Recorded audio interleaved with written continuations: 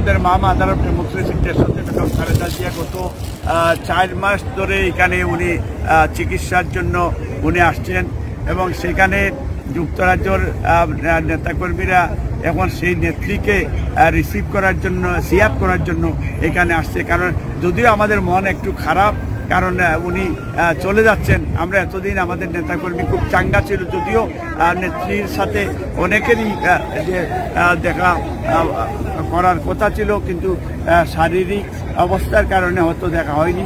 কিন্তু নেত্রী সবার খোঁজখবর নিয়েছেন, নেত্রী সবাইকে সালাম দিয়েছেন, প্রবাসীদেরকেও সালাম দিয়েছেন, ওনার জন্য দোয়া করার জন্য বলেছেন। এবং এখনই নেত্রী চলে আসবেন।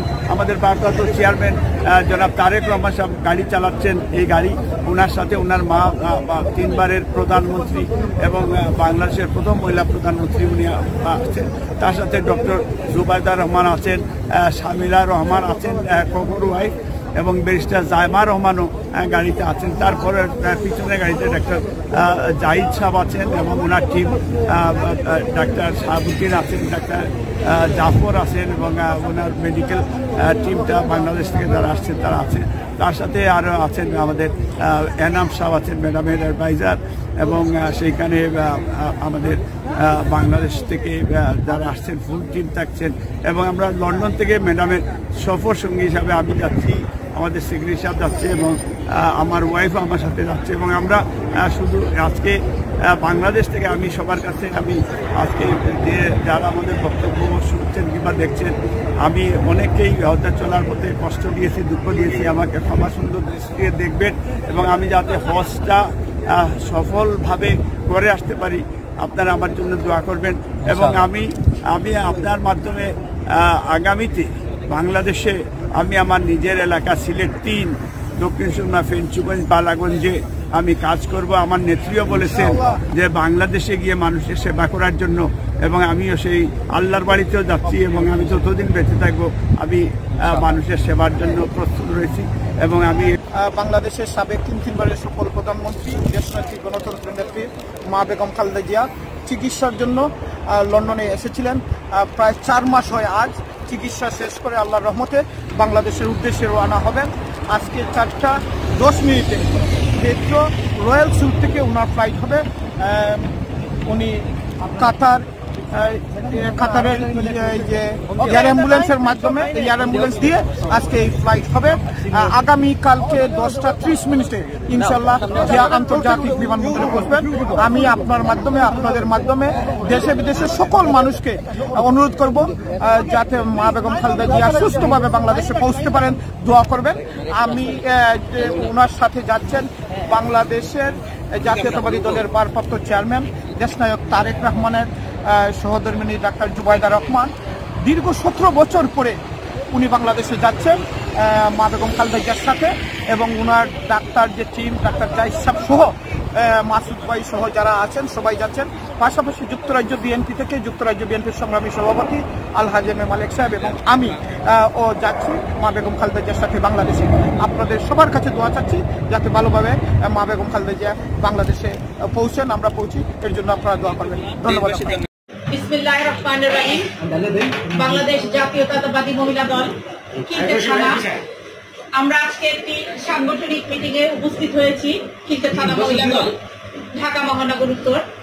কেননা আপনারা জানেন আগামীকাল 6 তারিখ আমাদের প্রাণপ্রিয় মা আপসী নেত্রী, গণতন্ত্রের মানস কন্যা, তিনি সুচিকিৎসার জন্য লন্ডনের উদ্দেশ্যে গিয়েছিলেন।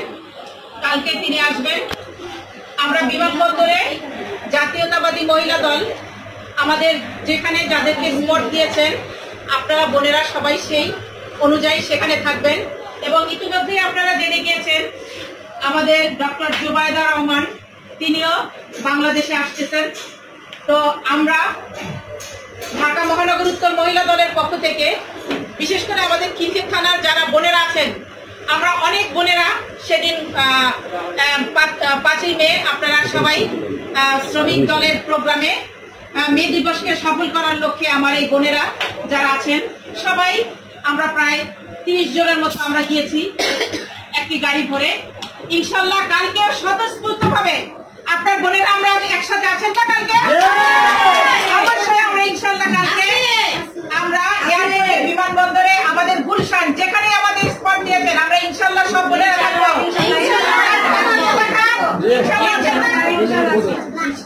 ধন্যবাদ সবাইকে।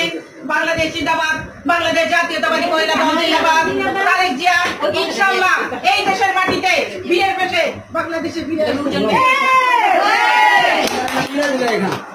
খালেদা জিয়ার অ্যাকশন, লক্ষ কোটি জনতা মা তোমায় ভুলি না, লক্ষ কোটি জনতা মা তোমায় ভুলি না, মা তোমায় ভুলি না, লক্ষ কোটি জনতা।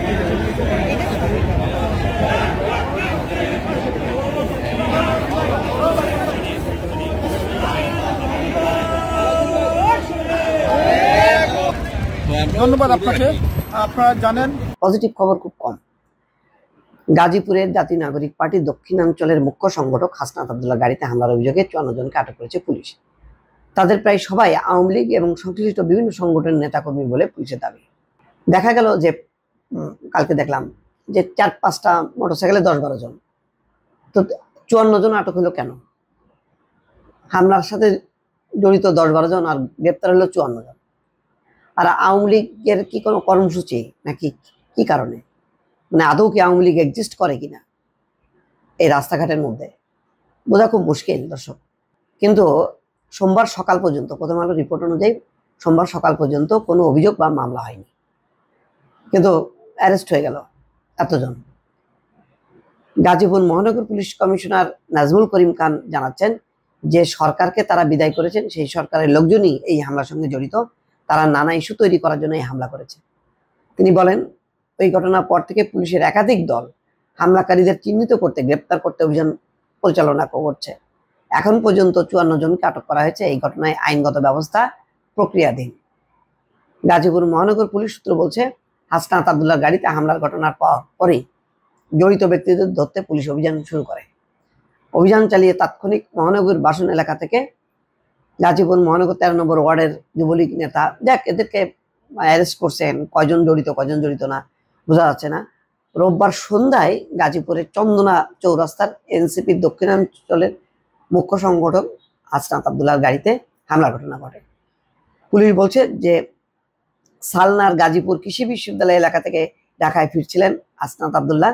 চন্দনা চৌরাস্তা এলাকায় যানজটে আটকা থাকা অবস্থায় 4-5টি মোটরসাইকেল করে এসে তারা গাড়িতে হামলা করে দুর্বৃত্তরা।